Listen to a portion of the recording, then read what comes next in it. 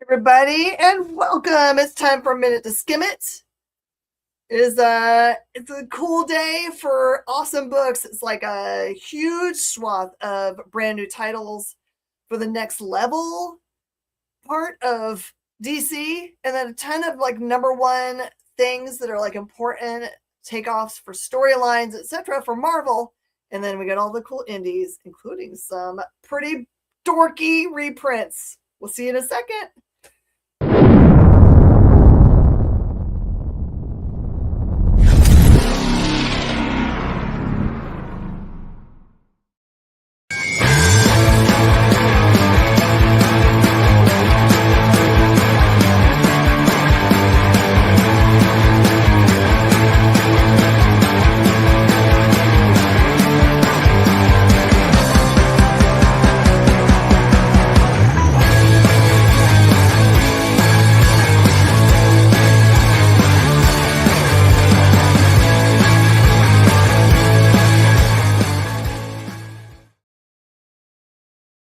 Hi, everybody. It is a killer day for new comic books. I'm telling you right now.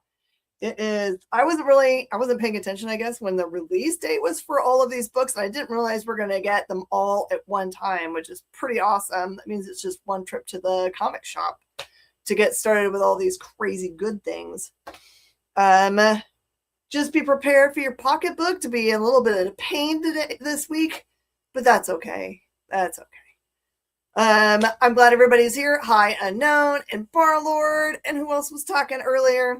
You guys are already talking about what this week's spec books are. That's exactly what they are: speculation, cautionary tale, and talking about Spider-Man movie clips and all that kind of stuff. You guys keep talking in the comments. It is totally fine to have your entire conversation over there. I do like that. We have a very good community here that is real excited about comic books and other cool nerdy stuff. Today I'm wearing I've got a red coat shirt on and my my Rekka hoodie on.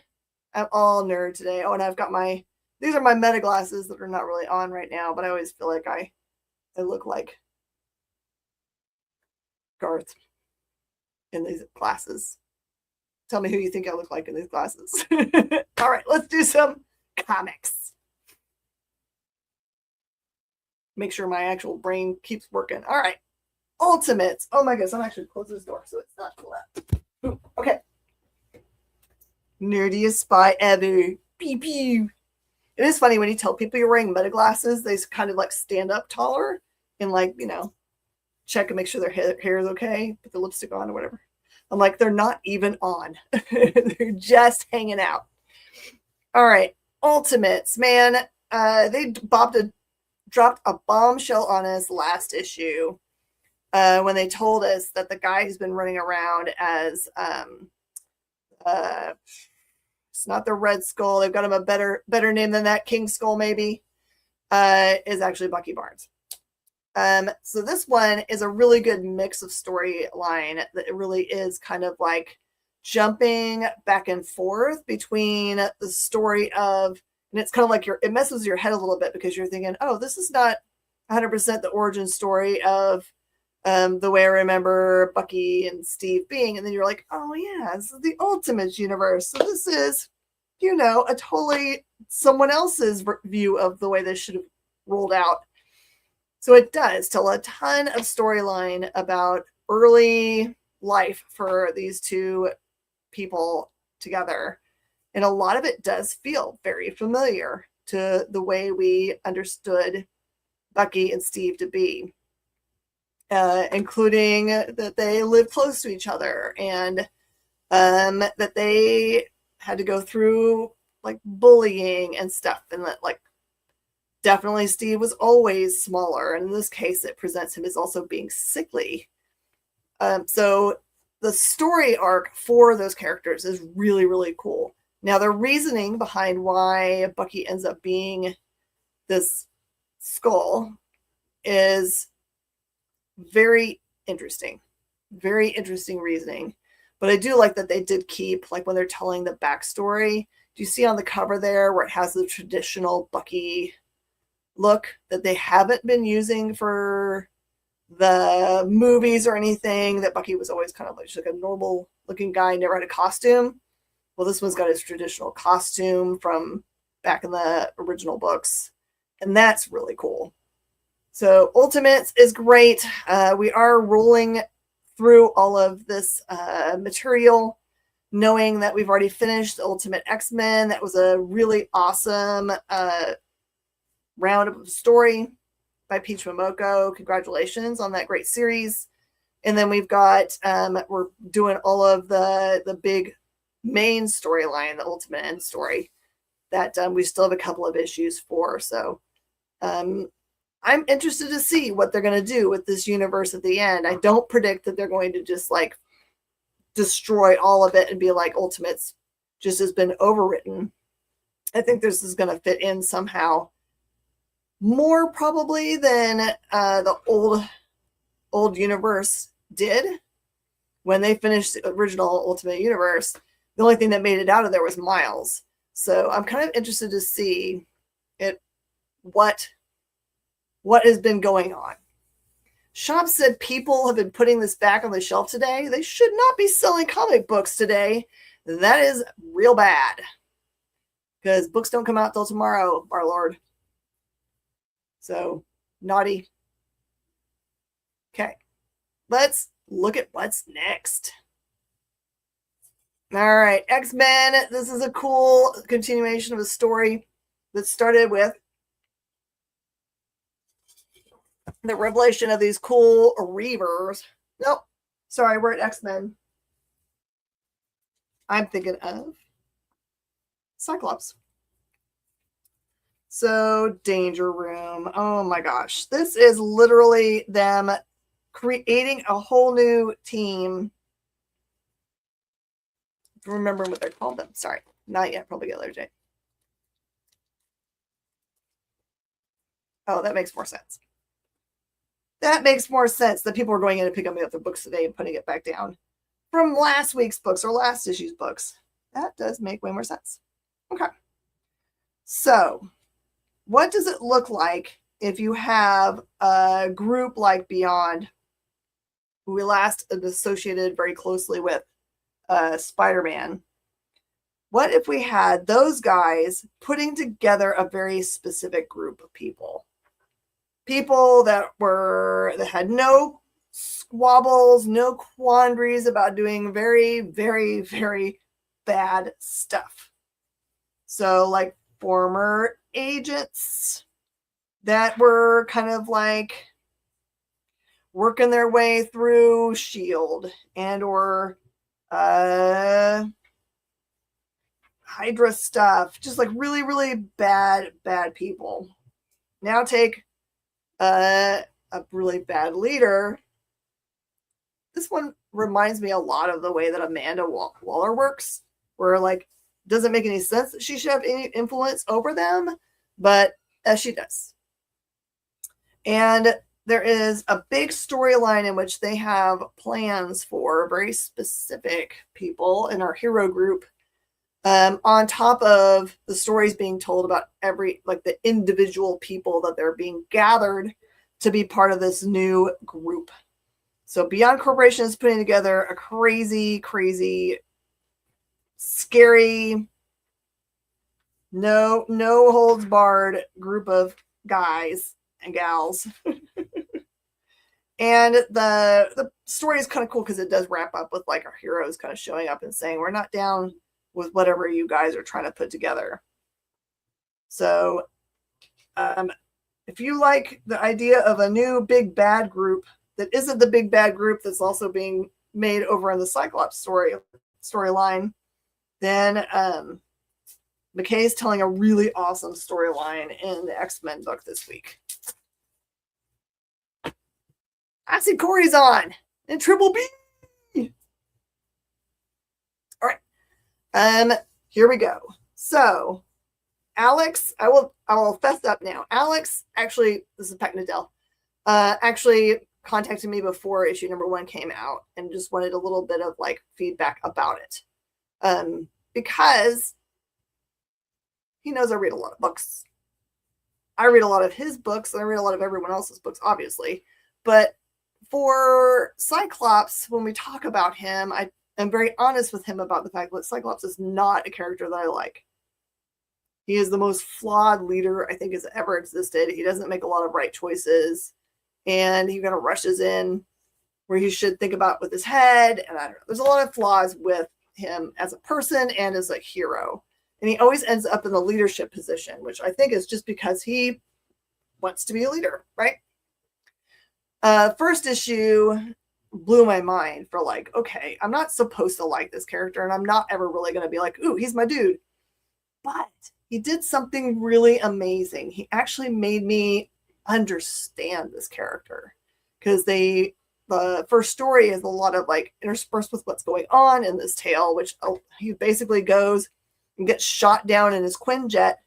And in the process of being shot down in the Quinjet, he loses his glasses. His glasses are destroyed, right? So now he doesn't have any way to control his vision.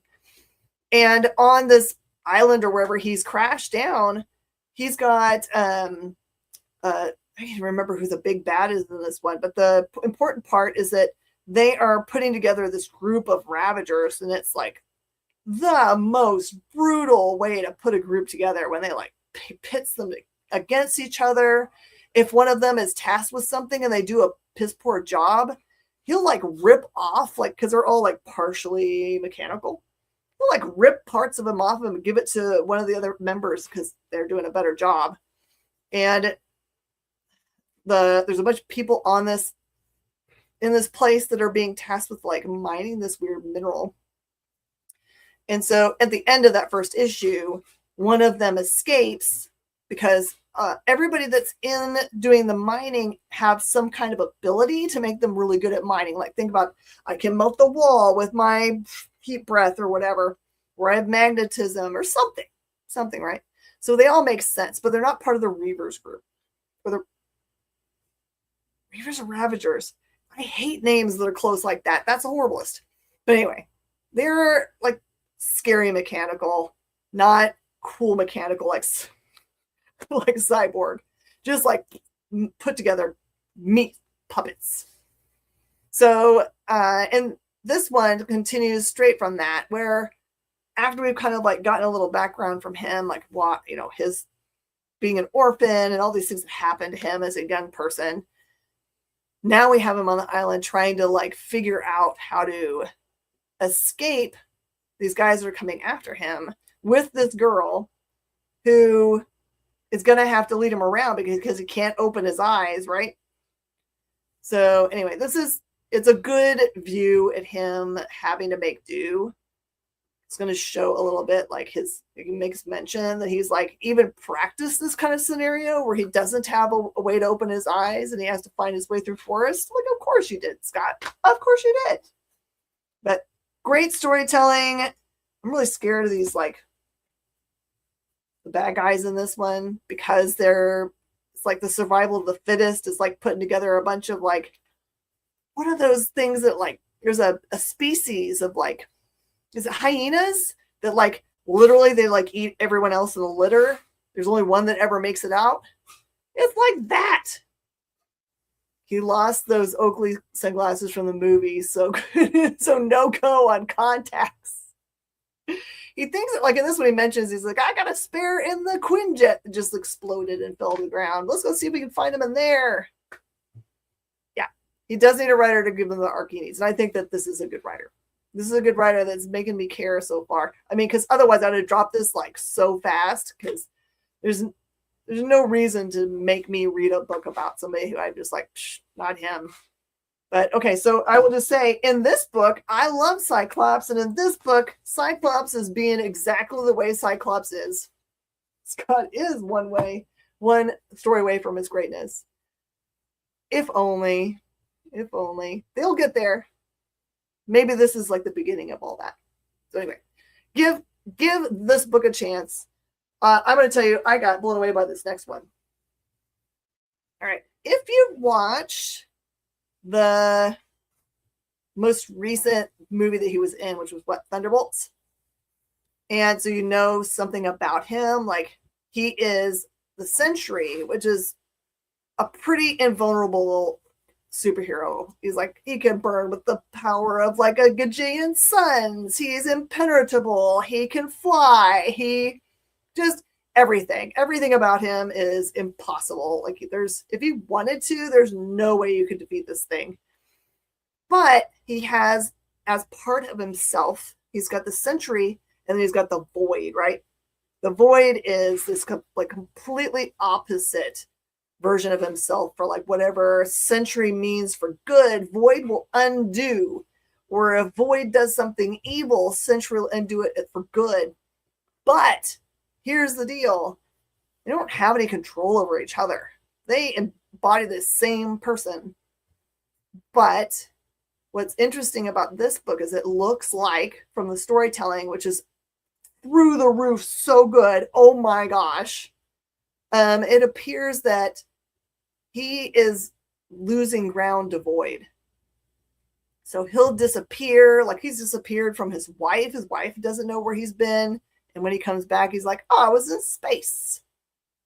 But it has like a component of space that is very heartbreaking. He has a story about when he was a boy related to a certain dog that went to space. And his feelings about that have kind of like helped color everything going forward. And so, boy, if you like to have your heart like messed around with a little bit by a character, or if you've like thought to yourself, I don't know why I would care about Sentry, especially when you talk about a character that's kind of like Dr. Manhattan, godlike in every way, and there's no reason for him to care about us. This is truly kind of an experiment in like, what is mental health for somebody when they're like, they are a great person, but also they have evil in them. And sometimes it can't be controlled. It's like, you got to figure out how to make this work. And the cover, you're right, guys. The cover is so gorgeous. And we do talk to publishers all the time about this, where we say, okay, so you're showing us you've got 3 or 4 covers, right? But you're putting the very best cover on this 1 in 25 or 1 in 100 or 1 in 500, which is great. It's a good incentive, but no one's going to see it except for the 3 people that are going to afford that cover. Why don't you put it on the very best book, on the A book, and then sell 1 million copies of it because it's so good and it makes people want to buy it, and then heaven forbid they might read a thing. So that's what we've been telling them.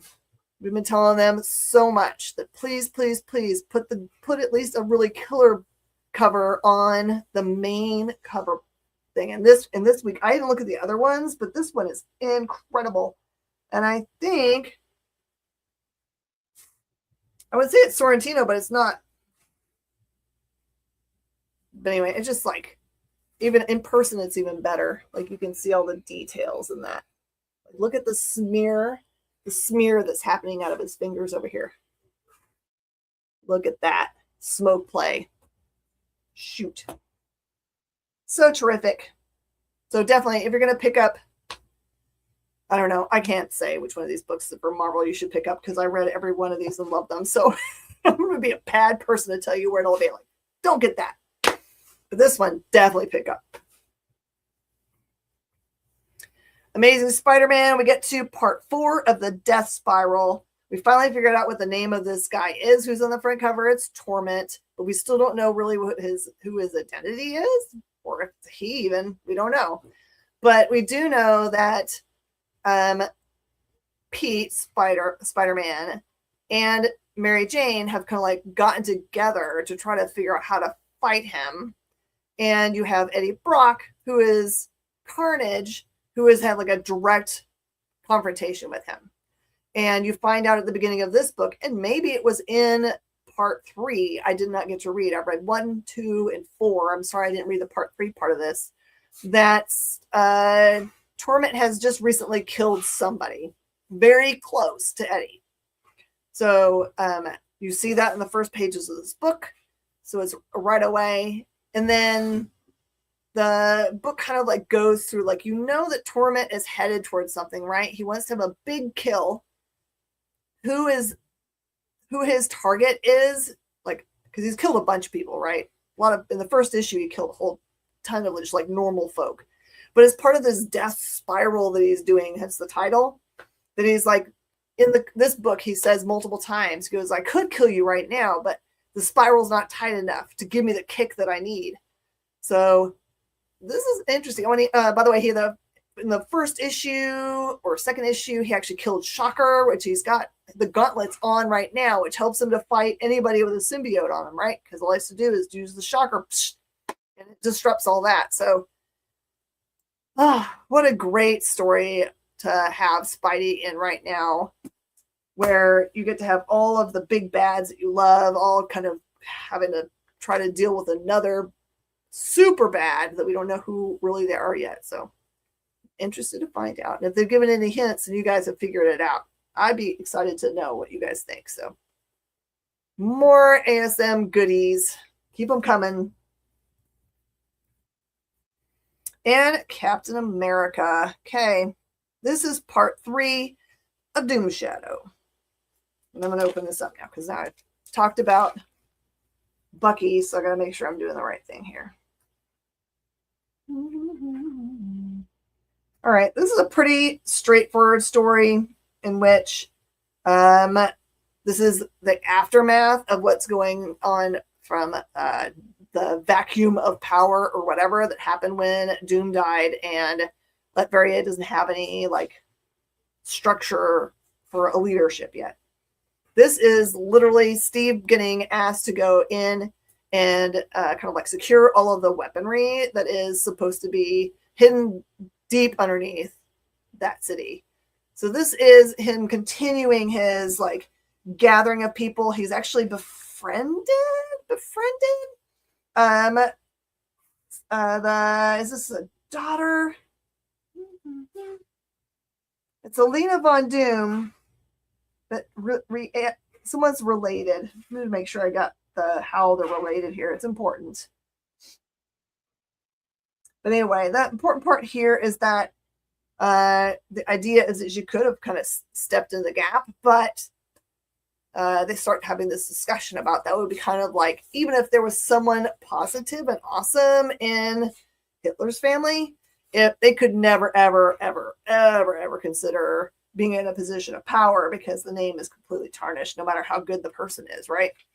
So that is a little bit what they're having to go through and try to figure out how to win this race of trying to make it to all of these weapons, even though they've got, is this the one where you have like babies that they wear on their outfits? No, that's a different one. There's one where there's like people that wear baby as the protection against being hit, which is terrible. But anyway, Starsky's continuing to kill it with the series. And Armageddon assembles in 3 months. So there's like a countdown to Armageddon. We've got a lot of time to figure this out. I'm sure it's going to be something around whatever we find in this, whatever weaponry we're supposed to be battling for here. I'm sure it's something more terrible than we can possibly imagine. And then we'll appreciate Doom more that he didn't use it. But anyway, interesting to kind of like have this very slow roll toward the story. Because they have been battling to go get these weapons for weeks now. Someone's not doing their job. Maybe they've already gotten them and there's nothing there when they get there. How would that be? Torment. This has got 3 exceptional stories in it. I'm going to open it up so I can tell you the order and a little bit of a pitch. The first one I remember is about this couple going to a pawn shop. The guy has a Polaroid camera there. And it's clear that this couple is up to no good. And they, of course, have plans for doing something bad to the guy who owns them, the pawn shop owner. But then, as all these stories have, there is a really big kind of like Crypt Keeper kind of twist. It's truly an EC horror book. So this is a good, you'll like the way this all works out. And then there is a cool one in the middle. I actually just got through watching a cool movie. I think it's been around a long time. Can't remember the exact name of it. It starts with an N. It's about an app game that shows up where you are either a player or a watcher, and you have to do whatever the dares are that it asks you to do. It feels a little bit like that, like it's inspired by that kind of thing. But this is called Hate Watch, in which people say, this person is someone who I don't like or is despicable. And then the people that are part of this group do more and more bad things to that person, take away their bank account, whatever else, to make it just so it's horrible for them. And as long as thank you. As long as anybody's watching still, the stuff still happens. So the point is like, once enough terrible thing happened to them, then everyone should jump off the watch, and so that it stops. But we'll find out what happens if people don't. If people don't do that. And then there is another really cool story about a woman who is kind of like at the top of her game, looks gorgeous, and maybe steps over a couple people to get to where she is. You find out that there's like some kind of special juice that has been made that can make you look younger, etc. And then there's a big twist about what is in the juice that makes it, of course, come back on her. Because there's always a moral to the story, as I say. Barlord says, is Avengers Armageddon just a side book, or is that a new name of the event? I think it's Age of Armageddon has got like, if you've paid attention in your Marvel books, there's been like these big one-page ads. They're mostly red with one person on the front cover. That is the Age of Armageddon stuff that they're working toward. And that's all I know.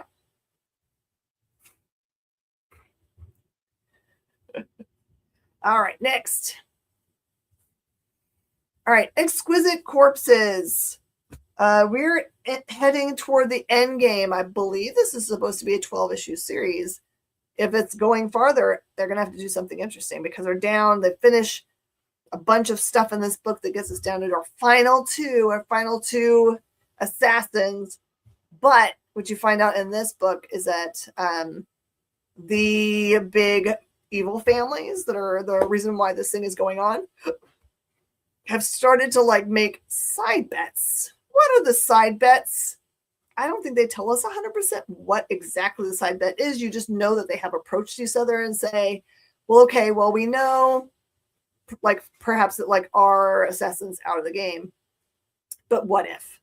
So I don't think that the end of Exquisite Corpses is going to end up being a very clean end where it's like, okay, well, this assassin beat this assassin. So now this family is now the controlling factor for the next 5 years, because they do a little talk amongst themselves. That's like, I'm getting old. Maybe I'm not going to be around in 5 years when this thing happens again. I have to start thinking about who is next in charge of my family. So I like that kind of like background. Is the trade paper pack 2 out for Exquisite Corpses? I don't know. I don't see it on my board. That's not to say that it's not out. It's just that I don't have it on my board today. Sorry, Corey. You see up to issue 13 and the characters are getting... Oh, yeah. I definitely know that. They're definitely doing one-shots. I know that at Comics Pro, they did show us the Rascal Randy one-shot. Or at least there was a comic book that they gave us. And I'm sure that was what was in it.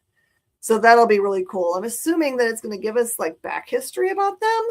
Not just be like, oh, here's what they experienced from their point of view during these events. I think it is going to be like, what would they do before they got stuck into this town doing these things? By the way, how do they choose the town? Those poor town people, like everyone's dying in this town. How does the rest of the world not notice? It's like, this town's having a day. More corpses stuff is welcome. Dig it, dig it, dig it. I mean, truly, they could be like, it would be fun that every like 5 years they did a new Exquisite Corpses, right? In real time, that would be kind of fun. I know 5 years seems like forever for you guys, but for me, being in the comic book industry for 30 years, that'd be nothing. I think that'd be kind of a cool storytelling thing. All right, now we're going to get into DC, which is like every single one of these is a hit. Every single one you're going to need. If you're reading anything in DC, you should absolutely read all of these books. Okay, so Wonder Woman. This is Tom King's Wonder Woman. this is the beginning of Wonder War. Okay? This is going to make your mind so happy. I can't even explain to you. What's interesting in the book is it actually does explain to you that the character that they showed first, remember when the matriarch first showed up? Last issue before last, something maybe 25. I can't remember how long ago matriarch showed up. But it says that if you go back and read issue 1, that the whole first page or something, the synopsis, he says, is really from her point of view or something. You know everything you need to know if you were paying attention in that page. So now I want to go back and find issue number 1 and see what in the world he's talking about, because I don't remember it. I don't remember what was in that issue. Now we're like 31 issues in. So yeah, you should pay attention. And this story does tie into everything that's been happening and all in. So you'll start to recognize things in it. And it goes back and tells the story of that from just a point of view of like a story that's told in narration block. Between Lizzie and Lissa, who grew up together on the island and have all of these confrontations like all good Amazons have. They're like, that's part of their culture, is to fight, to like get themselves strong and stuff. And then you definitely see, as part of this, the thing I did not know is that because the matriarch has shown up and she's the powerful and definitely being the leader, you have people like Lex Luthor kind of needing to bow the knee to her, which is kind of like mind-blowing to me that anything like that could possibly happen. When I started reading this book, I was like, wait, what? Since I hadn't been in it for a few, I was like, So this is kind of about this story, like it says, 20 years from now. So 20 years from now, surely this is like when all of this stuff gets real serious. There is this really awesome sword called the God Killer sword, which I can't remember if we've ever seen the God Killer sword before, but it is a really pretty sword. And the main characters of the story arc are Wonder Girl, of course, who's there on the front cover, and Superman, John, and Batman, Damian, which have all been presented in this universe, right? I'm just going to tell you that in this book, multiple very important people appear to be killed. I have no reason to believe that it's not actual death. And of course, since it's saying it's farther along, then maybe that's the way they're explaining it. But you get to see how much power Matriarch really has. And she does like a bunch of trickeroos, right? Where they think they've got a plan against her. And so they're going to distract her and steal her green ring, which is supposed to be a lantern ring. And then she become somebody that they can attack. But there's other green things in the universe. Aha, she's got us, right? Especially if Superman is going to fight her. And then the very last page, you get to see the other character that's really important of the Trinity. Of course, you're going to see the Trinity person show up. So anyway, the Wonder War is going to be an awesome all-in thing. Here's your opportunity to like go get some graphic novels and pour through King's Wonder Woman story. I don't know if any of you guys have been reading it, but he in my opinion tends to do payouts for his storylines, right? I don't think I've ever read anything of his that I was just like, wah wah. It's all been great. All right, they talked to us about a great many things when we were at Comics Pro, and this is one of them, where they were saying that we were going to get a new team formed in which you have Nightwing, Dick Grayson heading up a team of heroes, right? And it's the heroes that you see there on the front. But here's the deal. So it's just think of the traditional Titans, the original Titans group, where you have the Titans Tower, and you've got Cyborg, and you've got Sapphire, all those guys. The storyline is so cool in this because it's all revolves around, I know this is going to sound really silly, around coffee. around coffee. So there's stuff that's happening that doesn't make any sense. Every day is exactly perfect. Every day is exactly the same. They get up, have coffee, a bad guy shows up and attacks the tower. They're successful in taking them down, and then everyone has a kumbaya, and they all like have like a three people like, yay, we win. Kind of like every day was run by Luffy. But there's something else that's going on. So here you go. This is a new lineup, new coffee cheap this day. Perfect. You guys have got it all figured out. So great place to jump into Titans, especially for everybody that loves Nightwing and is not getting enough Nightwing in their life, and they need more Nightwing in their life. Here you go. There is a lot of Nightwing on these pages for you. Lobo. Oh my goodness. How to explain this book to you? It is Scotty Young being let go off the leash and let to do whatever he wants. If you don't know anything about Lobo when you start, I think from the way this is written, he probably messes around with his origin a little bit, but that's okay. We know that he's the last of his race, but I think in his original lore, it's because someone came and attacked and killed everyone on his planet. This is a little bit different. He's such a great writer. Like, people don't even remember that he had a run on Cable, I think. I think it was Cable that he had a run on and did such a great job. But no one recognizes that that's his work. So, and Deadpool, and I Hate Fairyland, and yeah, all that stuff. Rocket and Groot, yeah, all of that was great, great stuff. So I'm kind of sad that he has for a long time been kind of like pigeonholed into just doing covers, even though they're amazing. So the art style is all exactly like the art style here on the front. The storytelling is kind of a way to tell like origin story for him and definitely give you a good clear idea of the way he is, which is he'll kill you for no reason at all. But it does take place in space. There's a lot of funny space related things. It's a space bar, so it has in there signs that say space pool, space whatever. It's just hilarious. And when he shows up there on his, I don't know if you've ever seen his like bike. He has a motorcycle he rides around, obviously can ride in space. He shows up and the guy's like, you can't park here. This is no parking. And the way he deals with that is by ripping off the guy's arm and writing over the no parking sign that it's Lobo parking. That's the one spoiler I'm going to give you guys because it's so funny. Look at the cover. You still hear Brad Garrett's voice. Yeah, that works.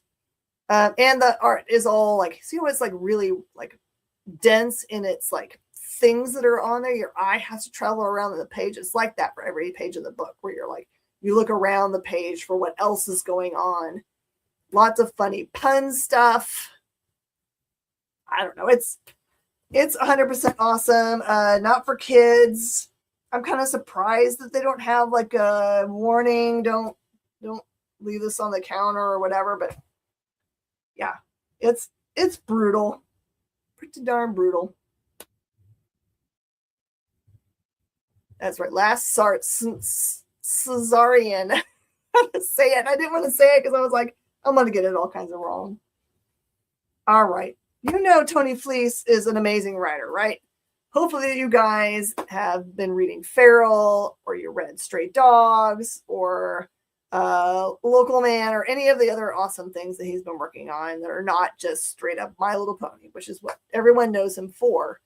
But we should start knowing him further, or Uncanny Valley, or any of those amazing, like mind-bending things. This is Deathstroke Terminator. And I love the way they introduce him. Is it like, they're like, oh, this is a vigilante. And it says no. And it's like, has him like full page that says, no, I'm a killer, or he's a killer.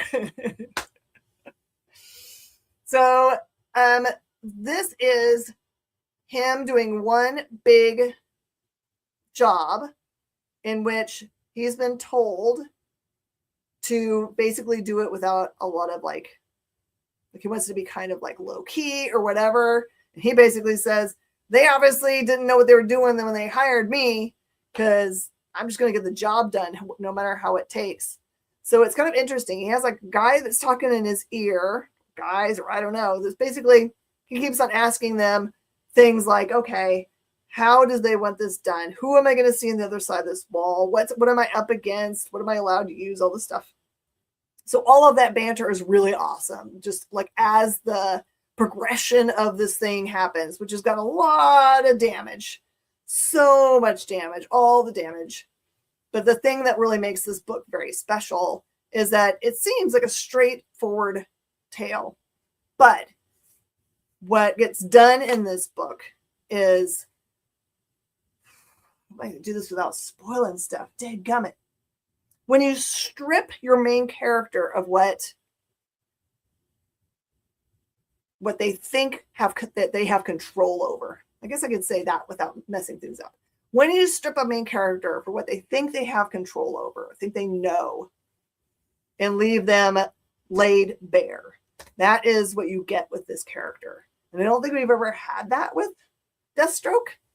I think we've always seen him as the guy in charge.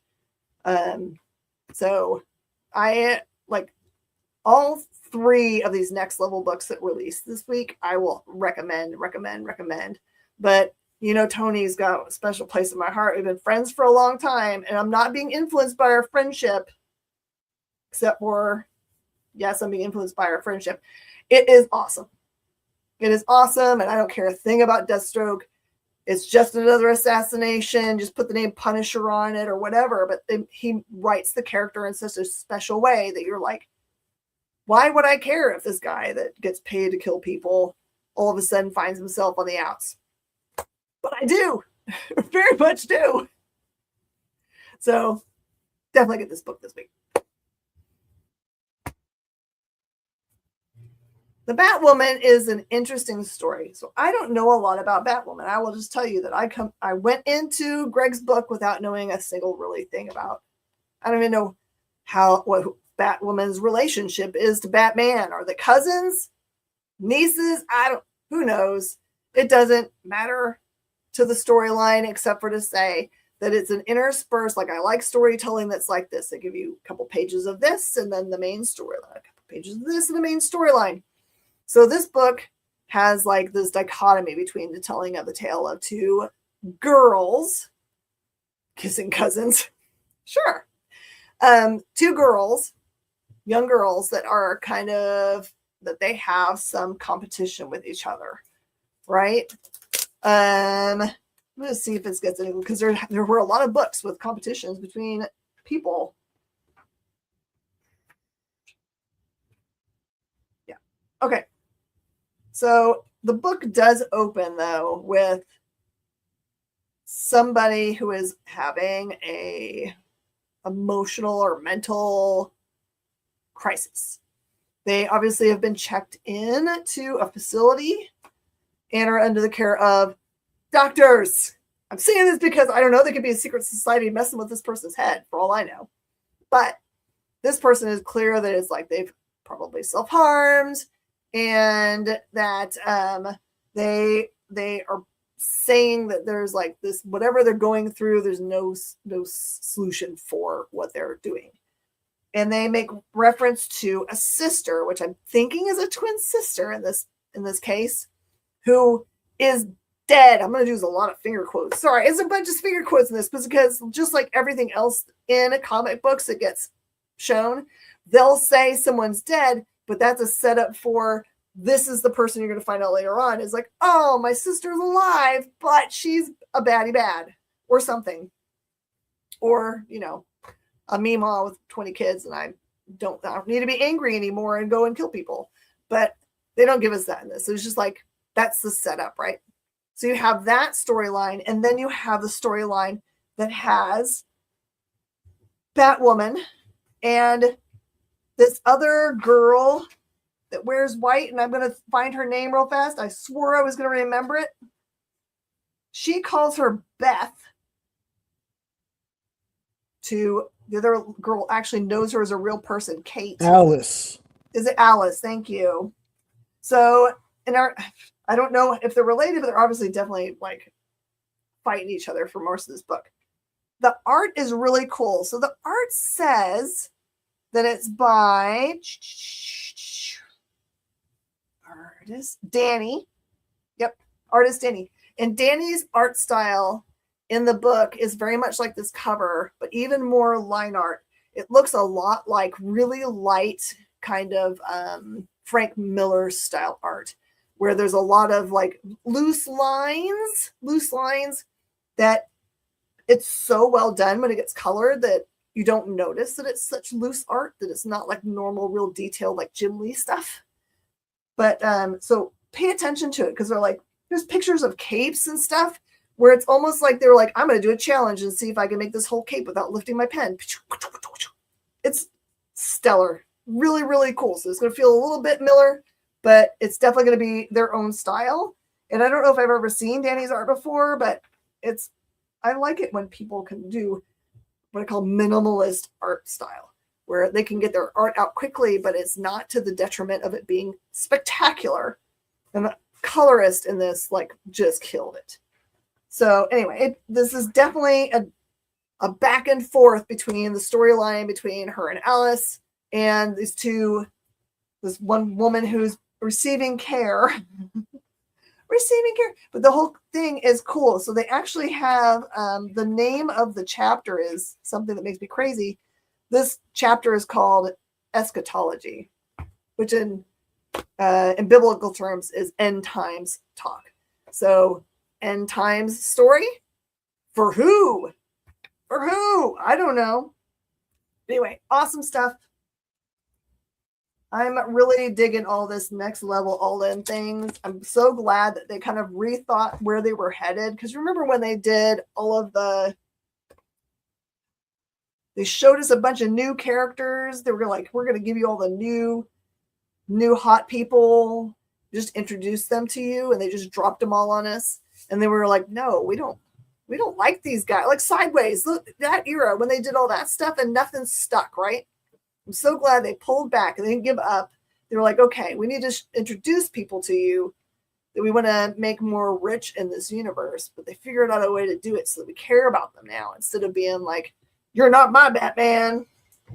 Because we do have a new Batman. We have a new Superman. We have a new young Wonder Woman. But we love them because we got to see them grow up in our universe.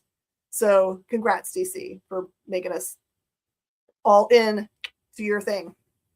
All right, last book, The Absolute Flash. This is a new story arc. So I was telling you that everything I'm going to show you from DC this week are things that you should be picking up. If you have not been reading Flash, you can start here without really knowing anything. There's a bunch of dialogue that happens between Wally and another girl that is at this house for wayward kids. I forgot what it's called anyway, but basically is the after effects of Thrawn, who was kind of like dangling the I know what's going on for him, but now she's disappeared in this last issue or gone away. He knows that his dad is in this other dimension or whatever place that he can't reach, the no place. And the problem that he's having here in the beginning of this arc is that he doesn't have anywhere to go because of course he didn't father. So he's going to stay at this other place. He doesn't want to tell the guy who kind of like runs this house anything about himself. But the guy says, we saw you doing your thing. We know. But he was like, you didn't see anything. I had left before this happened. So he, like Wally thinks that his costume is going to save him from anybody knowing.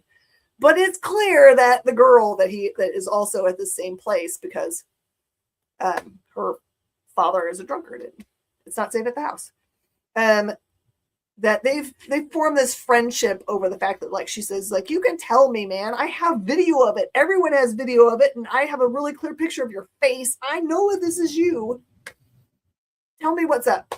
So it's a really cool book in that he kind of explains things to her, And that's a good way for you to kind of like be on the inside of what information is going on.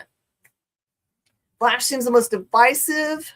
People love it or hate it. And I understand that because of all the books, or Alert Smart, of all the books that are out that are absolute, I hear that about Flash and Green Lantern. And when I talk to them about those books, what is going on in the books, oftentimes they'll be like, oh, maybe I do need to read it. So maybe they read 1 issue or 2 issues and didn't give it enough time to get it to its arc. Because like for Green Lantern, for example, it doesn't hit its stride until 7 or 8. So if you don't give it its time until 7 or 8, you never get to the part where you hear the story about Jo and how she like completely cheats on her wife really early in their marriage. And so you have reason to be like, that she's just messed up in general. Now I understand why the blonde girl that chases around all the time, oh, that's her wife. That's what's going on. They have a history with each other. So anyway, to me, character is what drives me to read books. If your entire book is about a battle, I time out because I've read so many battle things. The battle may be gorgeous, the art may be great, but that doesn't tell me anything about the character. It doesn't make me care about them anymore. So that's just my thing about books. Maybe your thing about books is I want to see a bunch of great art of people battling because that's what I like to see. But I love that they give us so much of these quiet moments that we get in Flash. You guys are going to have a hard time choosing this week because there's so many good things. Oh my goodness. And there are a bunch of other books that came out, including some tiny print books that are all of a sudden speculator. And I apologize that I did not read those, but no one added them to the pull list. No one asked them about them. So they didn't get ordered. So this is another reminder. Watch the FOC show. Connect with your local comic shop about the books that you saw there that you got excited about. Because Matthias and Kyle are very often correct. And listen to Jay too. Jay's got good vibes about pre-order or suffer is really what we have to say to people. Like, we want you to have the books. We definitely want you to have the books, but we can't buy 1 million of every single book that comes out. Give us some help. Tell us what you like. Go, Jay. 100%, y'all. This past Friday on the FOC show, we had the folks from Bad Idea on there.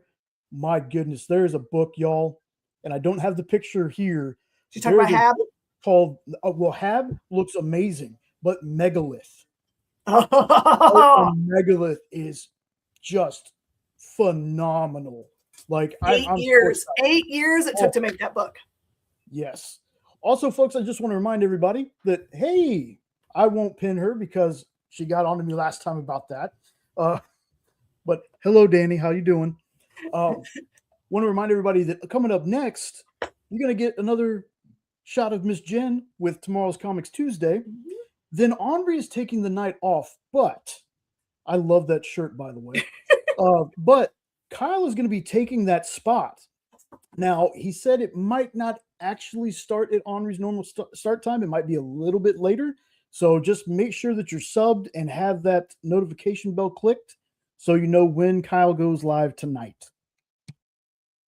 And I will tell you guys here is like, you guys are the only people to know this, but unless something falls apart about it, I'm going to have the most unique variant, I think, that Bad Idea has ever had as a store exclusive for aforementioned book. So just put that in your pointy little heads. All right, everybody. And 5 Minotos. That was 10. Why did I do that?